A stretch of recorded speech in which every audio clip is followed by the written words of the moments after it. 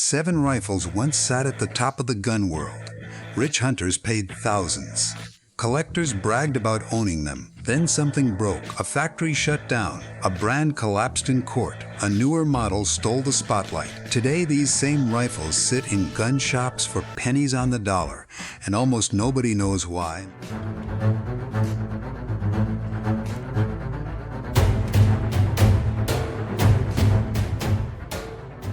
Number 7. Ruger No. 1, single shot. Bill Ruger designed the No. 1 back in the 1960s, and it stayed in the catalog for decades because of one simple idea. A single-shot rifle, built right, could be just as accurate and far more elegant than any bolt action carrying extra rounds in a magazine. The falling block action snapped open with a lever, dropped an empty case, and closed again ready to fire. All in one clean motion that felt closer to a fine shotgun than a modern hunting rifle. Ruger No. 1 always carried a premium price for exactly that reason. Buyers were not paying for firepower. They were paying for craftsmanship, for a cold hammer-forged barrel, for a slim receiver with none of the bulk a normal bolt action needs to hold a magazine. New rifles in this line commonly sold for over $1,000, and the nicer international and tropical configurations with fancier walnut pushed well past that number. Then, quietly, Ruger stopped building them. Word spread through hunting forums and gun shops before the company made any big announcement about it. Buyers who caught the news early scooped up the last new rifles off dealer shelves, but most shooters had no idea the line was ending until it already had. Once a company stops making a gun without much fanfare, the used market often takes years to catch up and react to that change. Today, a used Ruger No. 1 typically sells anywhere from around $800 up to $2,000, depending heavily on caliber and condition, with plenty of common configurations landing on the lower end of that range. That means a rifle built with a hand-fitted falling block action and a hammer-forged barrel can often be found for less than half of what rarer versions now command. The mechanism has not changed since Bill Ruger first drew it up. The company simply stopped making new ones, and most buyers still have not noticed the gap that left behind. Look for a No. 1B Standard or a No. 1V Varminter in a common chambering, and the price gap becomes even easier to see. Rare configurations like the 1RSI International, with its full-length Mannlicher stock, already sit near the top of the used market because collectors know exactly what those are. But plainer standard models chambered in something ordinary rarely get that same attention, even though the action inside is identical. That is where a patient buyer finds the best number on the price tag, number 6. Remington Custom Shop Rifles. Before its collapse, Remington ran a custom shop that built rifles far beyond anything sitting on a normal store shelf.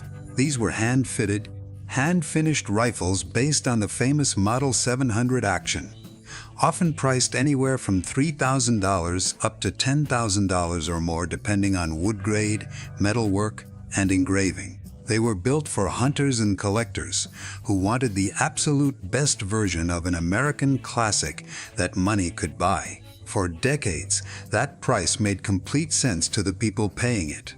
Remington was the single biggest name in American rifles, a brand recognized by hunters who had never even fired one of its guns.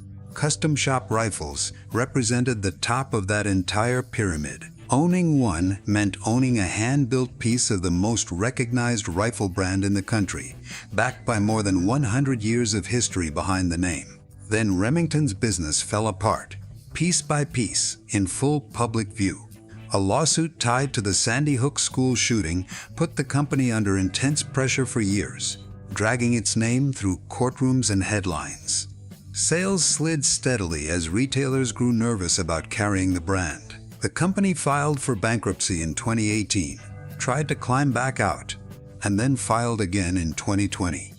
That second bankruptcy ended the historic company exactly as generations of buyers had known it. Assets were split apart and sold off to 7 different buyers in a court-supervised auction, and a new company called Firearms eventually picked up the rifle-making operations under a different roof. That kind of public collapse rattles buyer confidence fast, no matter how good the underlying product still is. A rifle brand built on more than a century of trust suddenly looked uncertain overnight, and custom shop guns tied to the old pre-bankruptcy company became much harder for sellers to place a confident value on. Original Remington custom shop rifles built before the bankruptcy can now be found for a steep discount compared to their original cost, even though the craftsmanship sitting inside them has absolutely nothing to do with the company's later financial troubles. The wood, the metalwork, and the hand-fitting are exactly what buyers paid good money for at the time. The brand's collapse in a courtroom is the only thing that ever changed. Meanwhile, the standard factory Model 700 has actually held up well through all of this, with used demand climbing as shooters recognized newer production runs came with real quality upgrades. That makes the custom shop discount even stranger to look at. A base 700 hunters trust every season is stable in price, while a hand-fitted custom shop rifle from the same company sells for a fraction of what it once cost, simply because it carries the name of a company that no longer exists in its original form. Number 5. Weatherby Mark V Deluxe. Weatherby built his entire company around speed. His cartridges pushed bullets faster than almost anything else available on the market, and the Mark V action was engineered specifically to handle that extra pressure safely, with 9 locking lugs biting into a massive steel receiver. Early Mark rifles were made in Germany, then later in Japan, before Weatherby eventually moved most production to the United States as the company grew. The deluxe version of the Mark V was always the showpiece of the entire lineup. Glossy walnut stocks with sharp-cut checkering, deep blued metal polished to a near-mirror finish. This was a rifle built to be looked at and admired as much as it was ever meant to be carried and shot. These rifles carried premium price tags that matched their premium fit and finish, often running several $1,000s depending on caliber, era, and wood grade. As Weatherby shifted more of its modern lineup toward synthetic stocks, carbon fiber barrels, and lightweight mountain rifles built for hiking long distances, the older deluxe walnut guns started to feel like a completely different era of the brand. Buyers chasing the newest Weatherby technology were not always the same buyers who wanted a glossy walnut classic sitting in their safe. Older deluxe models, especially the standard chamberings without rare history attached to them, softened noticeably in the used market compared to their original cost when new. That softening created real opportunity for buyers paying attention today. Depending on the specific era and caliber involved, a used Mark V Deluxe can sell for a fraction of what a comparable brand new Weatherby costs right now, while still delivering the exact accuracy and hand craftsmanship that built the entire brand's reputation in the first place. The name stamped on the barrel is the same one hunters have trusted for more than 70 years running. The gap gets even wider once you look at older production runs.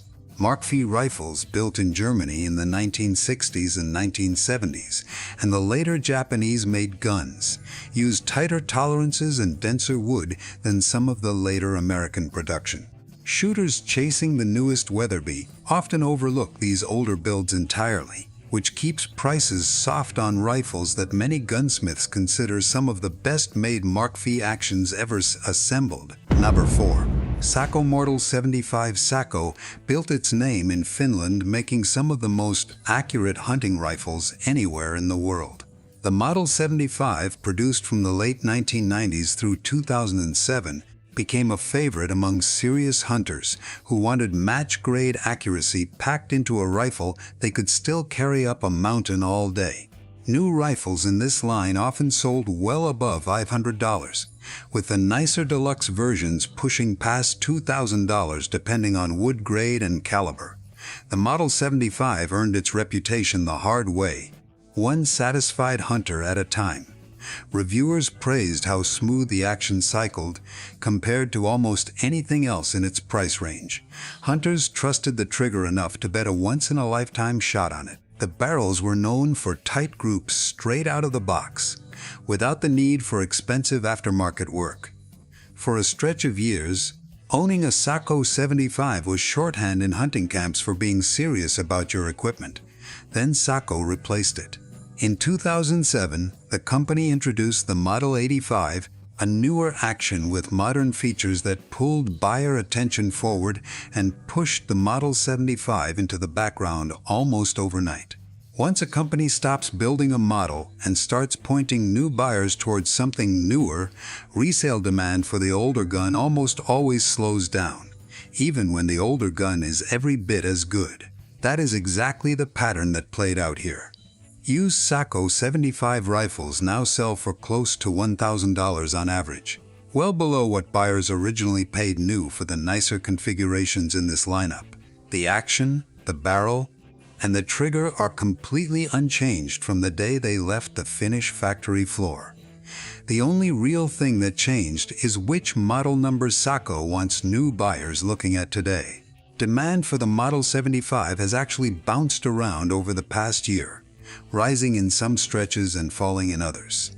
A rifle without a strong, steady collector base tends to swing more than one with a settled reputation.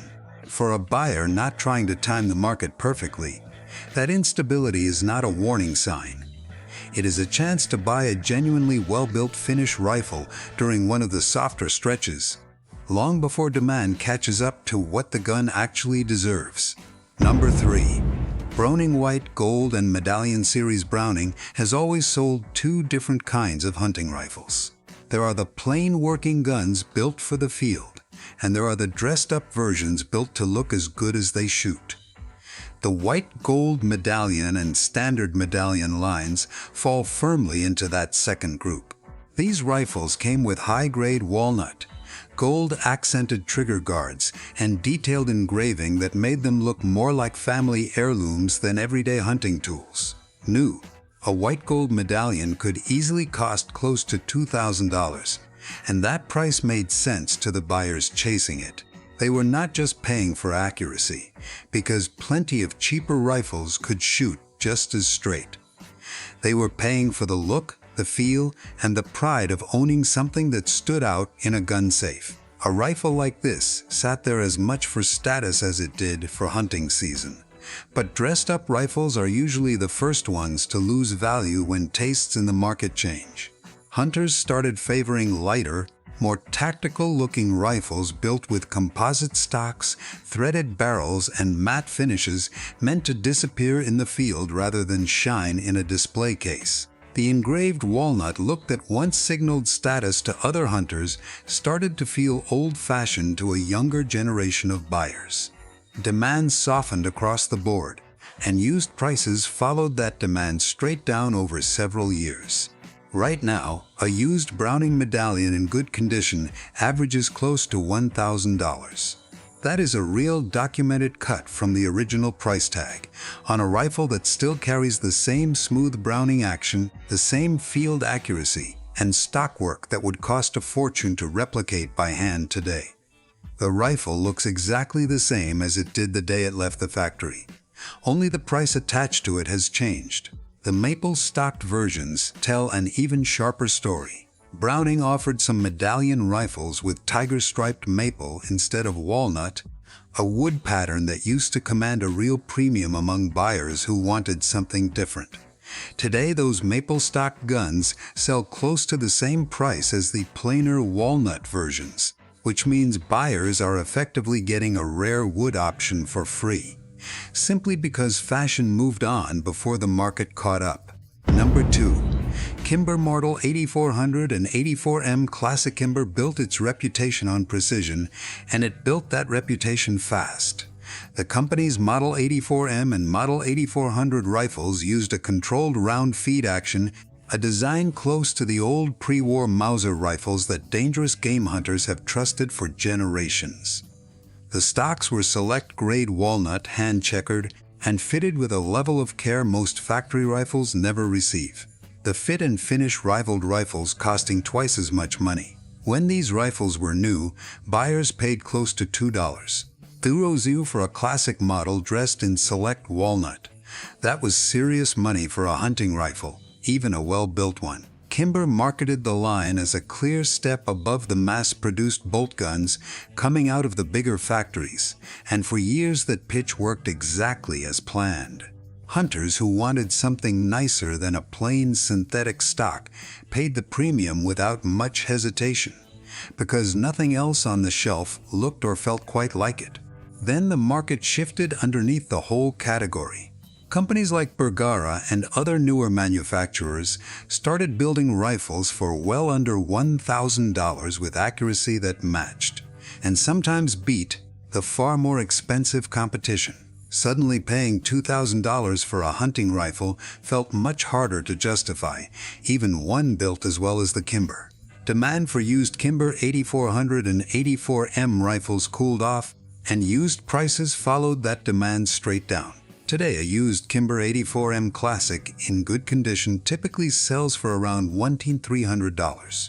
That is a real, documented drop from the original price, and it puts a controlled round feed action, a select walnut stock, and genuine precision engineering within reach of hunters who would never have paid full retail for it.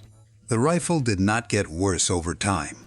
The market simply stopped paying extra for the name on the barrel. The larger Model 8400, built on a magnum-length action for bigger calibers, tells a similar story. New examples once sold well above $1,300, and used prices today often land in a similar range for the standard classic configuration, meaning some buyers are effectively paying close to new condition prices for a used rifle that has already absorbed most of its depreciation. For anyone wanting a controlled round feed action, without the Kimber price tag from a decade ago, this corner of the used market is worth watching closely. Number 1. Colt Sauer sporting rifle. In the early 1970s, Colt wanted a bolt-action hunting rifle that could compete with the best guns in the world. Instead of building one from scratch, Colt made a deal with a German gunmaker called J.P. Sauer & Sohn. Sauer built the actions in Germany.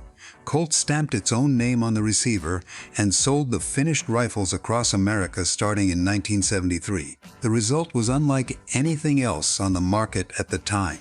The bolt locked at the rear instead of the front, a design most American shooters had never handled before. That layout made the action feel smoother and stronger under pressure. The stocks were checkered walnut with rosewood tips on the grip and forend, the kind of detail usually reserved for guns costing far more.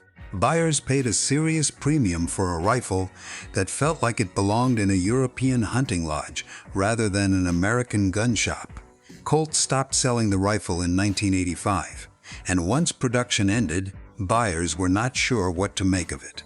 It was not a true Colt design from the ground up. It was a German gun wearing an American label, built during a short window that most shooters never even noticed. For years after production stopped, the rifle sat in an odd middle ground. It was too unusual for casual hunters looking for a simple deer gun and too unfamiliar for serious collectors who focused on pure Colt history. Prices softened for years, and shooters who understood the rifle could pick one up used for far less than other premium bolt guns from that same era. That gap did not last forever. As more shooters learned the real story behind the rifle, and as original examples became harder to find in honest condition, demand slowly came back. Rare calibers like the .256 now sell above $5, Uzu at auction.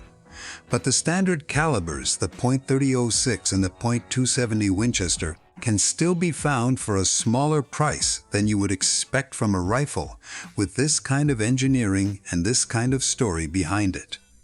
For a buyer who understands what they are looking at, this is still a rifle punching well below its true weight. Condition matters more on this rifle than almost anything else on this list, since original box, papers, and factory rings can shift the price significantly. A rifle missing its documentation might sell for close to $1,100, while the same gun with everything intact can clear $2,600 or more. Buyers willing to do the extra homework, checking serial numbers and confirming original configuration, are the ones who find the real bargains inside this niche corner of the collector market. Conclusion: 7 rifles. and 7 very different reasons behind each drop. A company that collapsed under bankruptcy and lawsuits. A brand that quietly replaced its own best-selling model and moved on. A style of walnut and engraving that fell out of fashion with a newer generation of hunters. A German partnership that confused collectors for decades before the story finally clicked into place. A single-shot design that vanished off dealer shelves before most shooters even noticed it was gone. None of it had anything to do with how well these rifles actually perform out in the field. That is the real lesson sitting underneath every gun on this list. Price and quality do not always move together, no matter how much we assume they should. Sometimes a company's worst year drags a genuinely great rifle down with it, through no fault of the rifle itself. Sometimes buyer tastes simply move on and leave a perfectly good design sitting behind in the used racks, waiting for someone to notice it again. The steel does not know the difference between a good year and a bad one. Only the market does, and the market is not always fair to good engineering. For buyers willing to look past the headline and study the actual history behind a name, that gap between reputation and reality is exactly where the real bargains still live today. The next time you spot one of these names on a shelf for a fraction of its old price, you will know precisely why it landed there, and why that price will not always stay that low.